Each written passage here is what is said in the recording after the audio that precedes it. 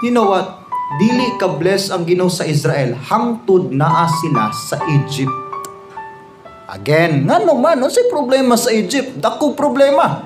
Kay ang Egypt isa ka pagan nga nation. Pagan nga people. Wrong influence, wrong activities, wrong mindsetting, ang principles na adapt na sa Israel. So inaani ka specific o particular usay ang Ginoo sa atong life.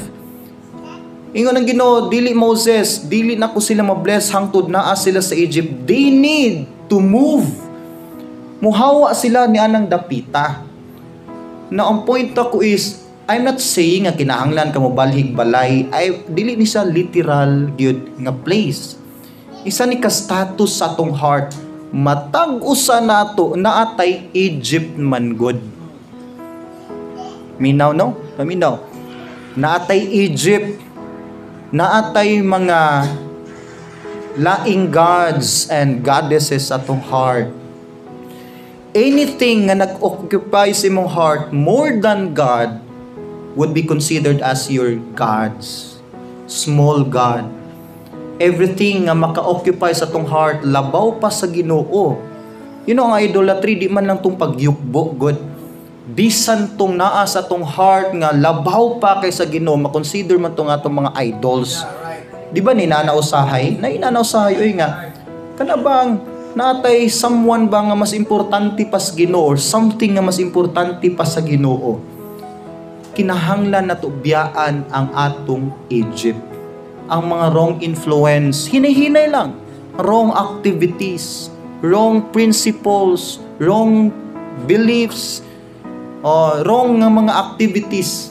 Kinahanglan na to biyan. Hangtod nga naa na sa atong life, dili gid fully ka-penetrate ang plano sa Ginoo nimo. Ang atong kaluwasan biya, wala biya sa religion ha. Dili relihiyon ang atong salvation. Dili ni nga church, dili ito nga church, dili bisag kinsa nga church wala. You know what? Ang maka-forgive og sin, ang maka-save na to si Christ lang. Amen. Siya namatay sa cross, siya nagbayad sa itong mga sala. John 14:6, ingon siya, I am the way. Wa siya ningon, I am one of the ways.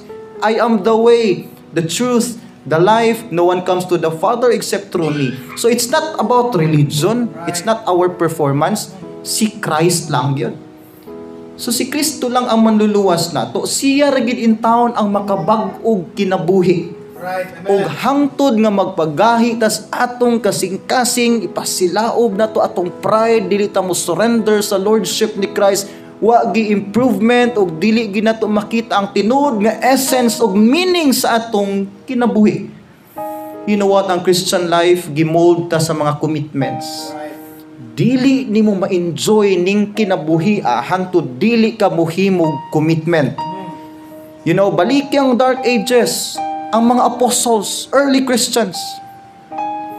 Nganong ilang nahatag ilang life for the sake ni Christ.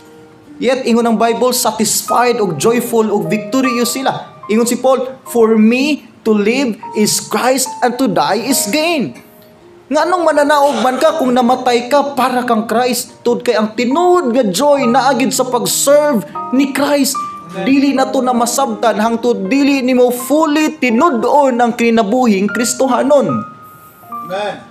Tiaw-tiawan lang nimo, dili no makita ang joy sa pag-serve sa Ginoo.